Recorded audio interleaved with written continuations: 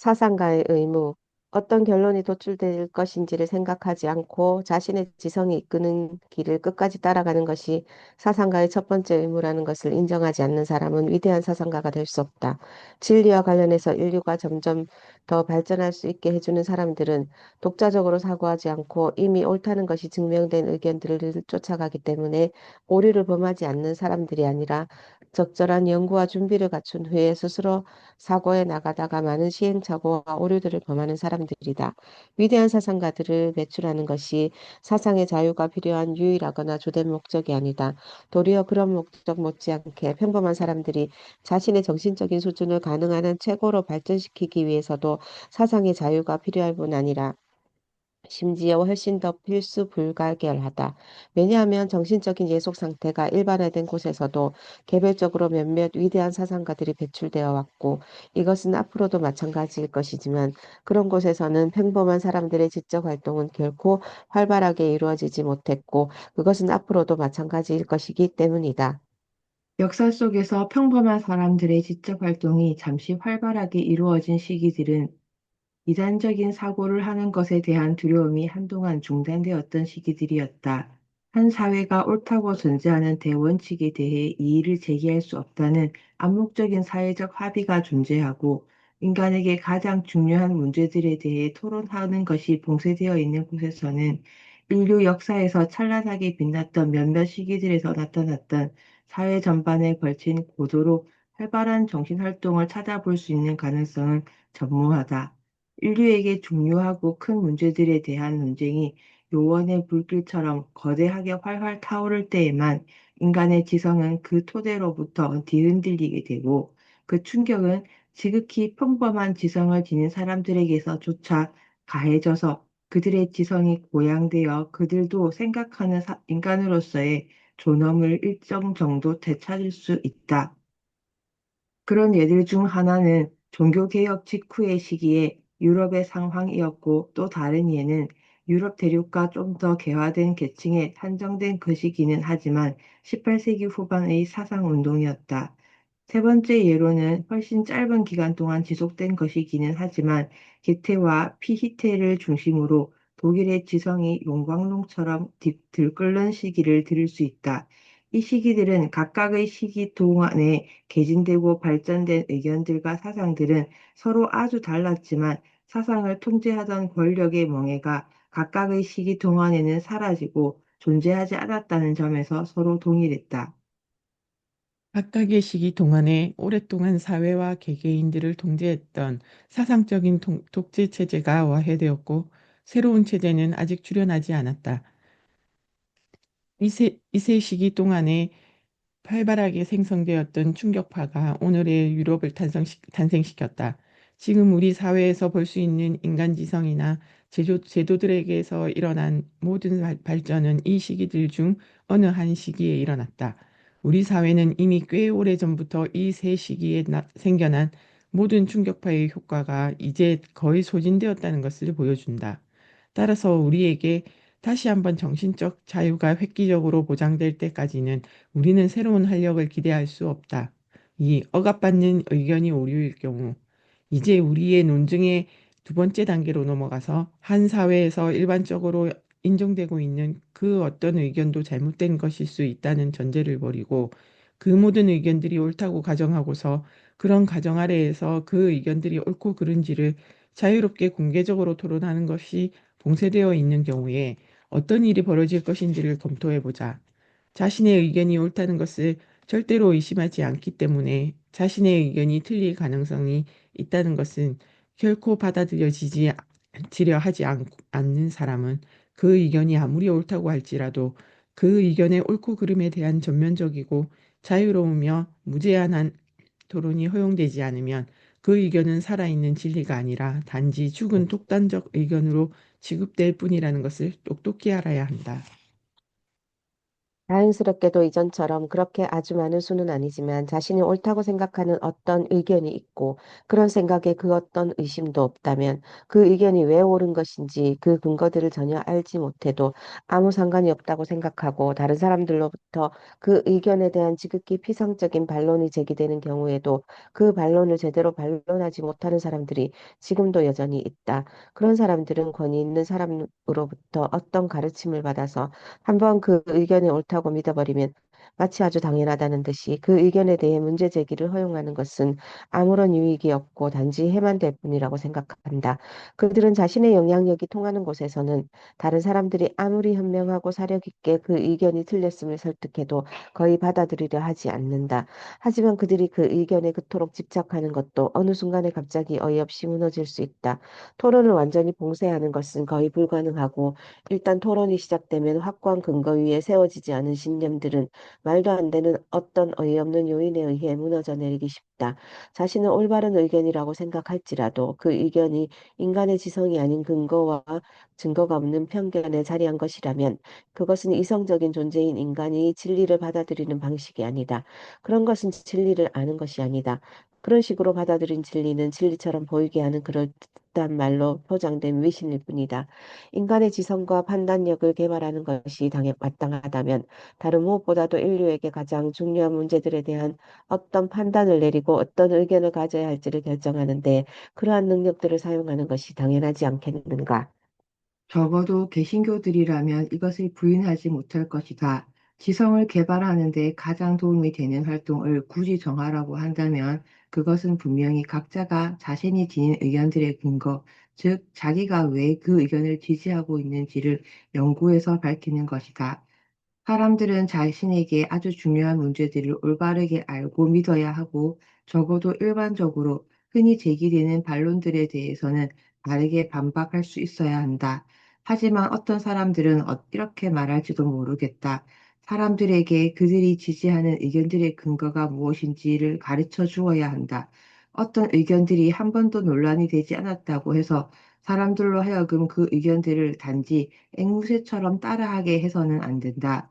기하학을 배우는 사람들에게 그저 공식들만을 달달 외우게 해서는 안 되고 증명하는 법도 가르쳐서 알도록 해야 한다.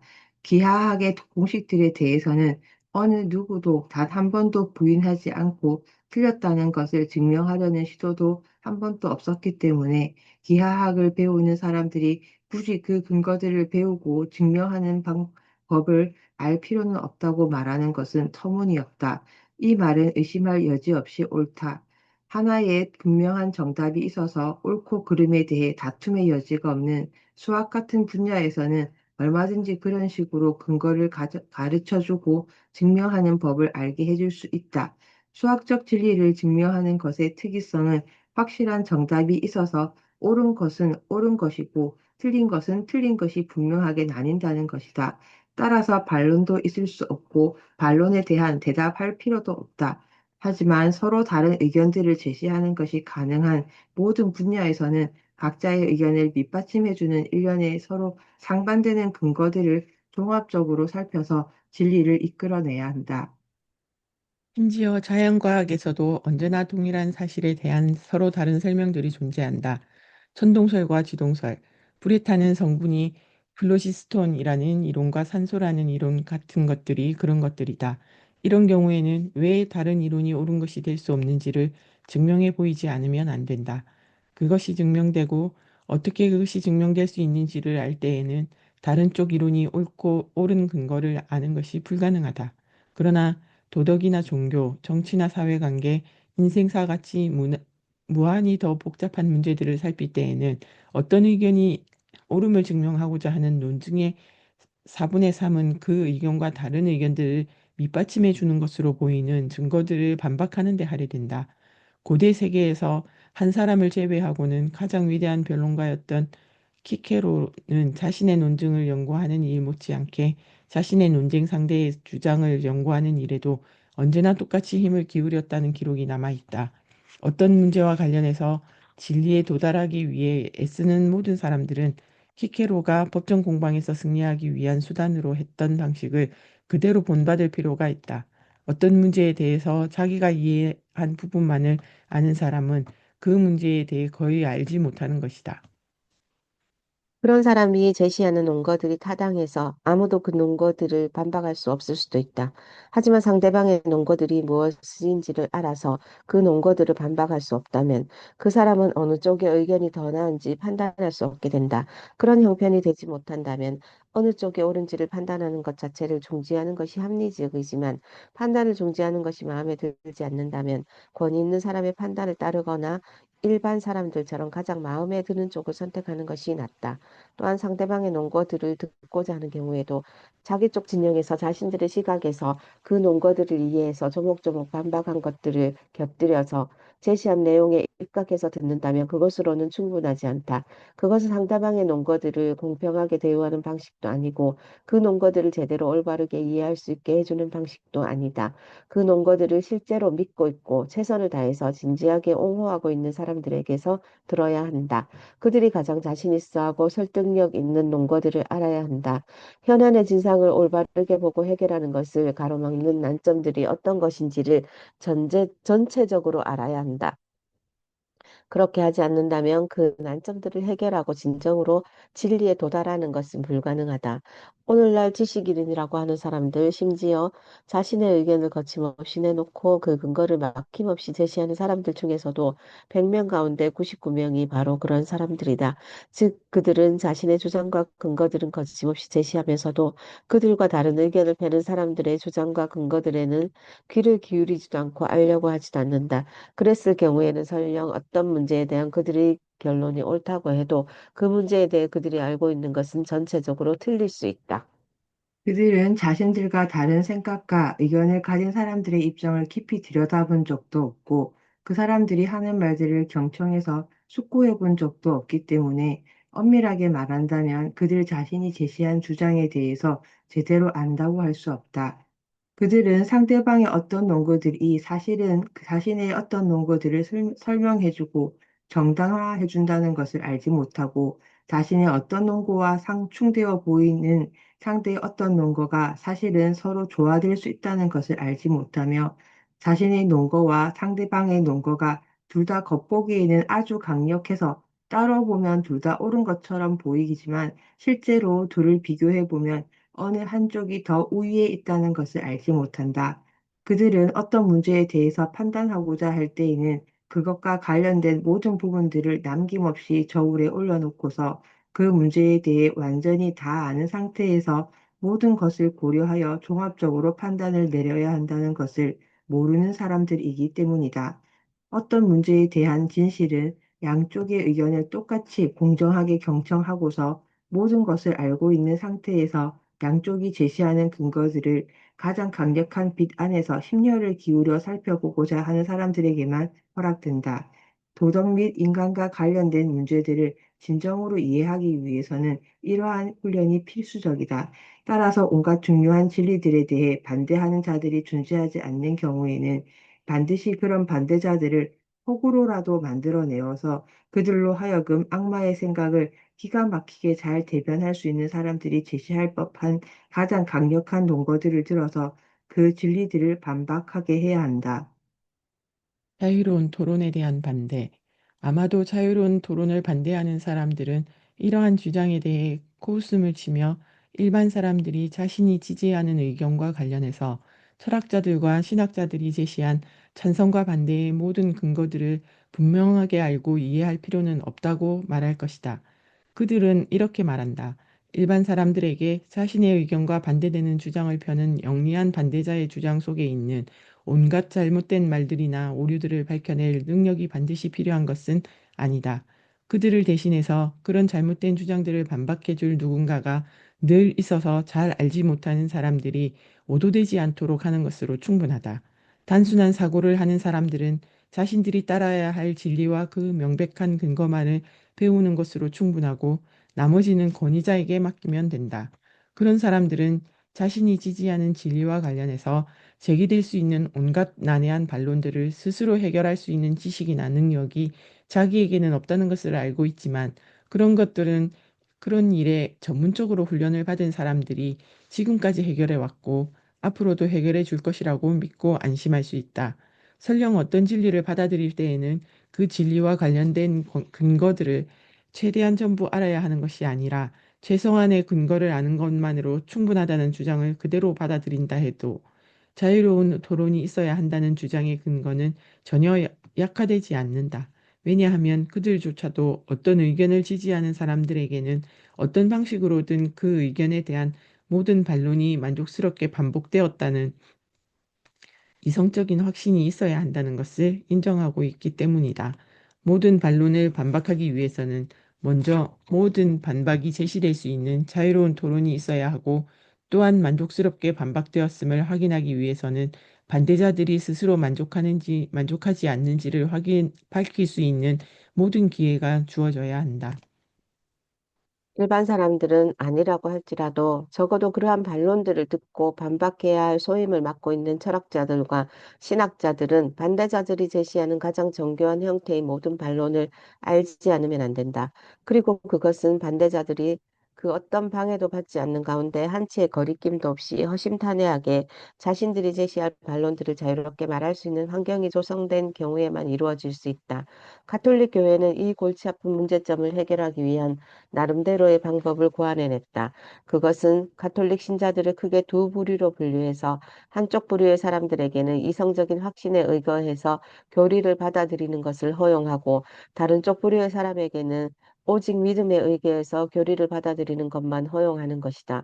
물론 어느 쪽도 어떤 교리를 받아들이고 어떤 교리들을 부정할 것인지를 선택할 수 없다. 그러나 첫 번째 부류에 속하는 성직자들은 적어도 충분히 신뢰해도 좋은 신자들로 여겨지기 때문에 그들에게는 반대자들의 주장과 그 근거들을 잘 알고 반박하기 위한 목적으로 금소로 지정된 이단들의 책을 읽는 것이 허용된다.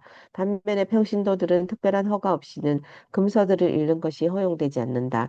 가톨릭 교회의 이러한 조치는 한편으로는 반대자의 주장을 아는 것이 가르치는 자들에게는 유익하다는 것을 인정하면서도 다른 한편으로는 가르침을 받는 사람에게는 그 유익성을 부정하는 것이다. 이것은 엘리트 계층이 일반 대중보다 더 많은 정신문화를 누릴 수 있게 해줄 수 있을 뿐 아니라 사실은 거기에서 더 나아가 정신적인 자유를 더 많이 누릴 수 있게 해주는 것이다. 카톨릭 교회는 이러한 장치를 통해서 자신이 바란 그런 종류의 정신적 우월성을 달성하는 데 성공했다.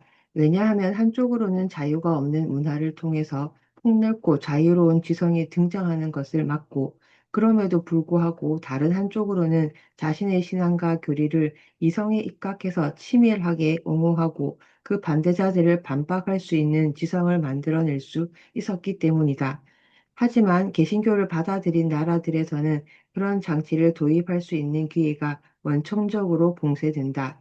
개신교는 적어도 이론상으로는 신앙을 책임할 신앙을 선택할 책임이 개개인에게 주어져 있어서 그 문제를 가르치는 자들에게 떠넘길 수 없다고 말하기 때문이다.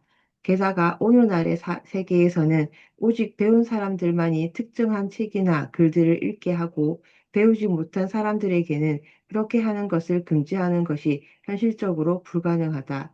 사람들을 가르치는 책무를 맡은 이들이 자신들이 알아야 할 모든 것을 알기 위해서는 아무런 제약 없이 무엇이든 다 자유롭게 쓰고 침판할 수 있어야 한다. 토론이 허용되지 않을 때 나타나는 문제. 만일 사람들이 일반적으로 진리라고 인정하고 있는 의견들이 진정으로 바른 것인 경우에 자유로운 토론이 허용되지 않을 때 나타나는 폐해가 단지 사람들이 그 의견의 근거를 알지 못하는 것에 국한되는 것이라면, 그 의견들의 가치와 그 의견들이 사람들의 인격과 성품에 미치는 영향력에는 아무런 해가 되지 않기 때문에 지성이라는 측면에서만 해가 될 뿐이고 도덕이라는 측면에서는 해가 되지 않는다고 말할 수 있을 것이다. 하지만 사실은 전혀 그렇지가 않다. 자유로운 토론이 허용되지 않을 때에는 사람들은 그 의견들의 근거만을 알지 못하는 데서 그치지 않고 그 의견들의 의미 자체를 알지 못하게 되는 경우가 허다하기 때문이다. 사람들은 어떤 의견을 표현하는 데 사용된 말들의 껍데기만을 알 뿐, 그 말들 속에 표현된 알맹이인 진리를 알지 못하기도 하고, 그 말들을 통해서 원래 전달하고자 했던 진리의 일부만을 알게 되기도 한다. 즉, 그 의견은 사람들 속에서 생생한 진리의 실체를 만들어내어서 살아있는 신념으로 정착하지 못하고 사람들은 그저 그 의견을 기계적으로 암기해서 입으로 반복할 뿐이다. 그는 그 의견이 사람들에게 남긴 것이 있다고 할지라도 그것은 껍데기에 불과하고 그 껍데기 속에 들어있는 진정한 알맹이는 그들 속에 남아있지 않게 된다. 인류 역사 속에서 이런 일은 무수히 벌어졌기 때문에 우리는 그런 사례들을 정말 진지하게 연구하고 곱씹어 볼 필요가 있다. 거의 모든 윤리적인 가르침들과 종교적인 신조들이 그런 일을 겪는다. 모든 교설들은 그것들을 장시한 사람들과 그 장시자들을 따르던 직계 제자들에게는 의미와 협력으로 가득하다. 활력으로 가득하다. 다른 교설들보다 우위에 서기 위한 싸움이 계속되는 동안에는 그 교설의 의미는 조금도 줄어들지 않고 그 지지자들에게 한층 더 생생하게 인식된다. 그러다가 마침내 그 특정한 교설이 다른 것들과 우위를 다투는 싸움에서 이겨서 지배적인 것으로 자리를 잡기도 하고 또는 발전을 멈추고서 지금까지 확보한 사람들만을 자신의 지지자로 소유한 채 그 이상으로 확산되지 못하게 되기도 한다. 어느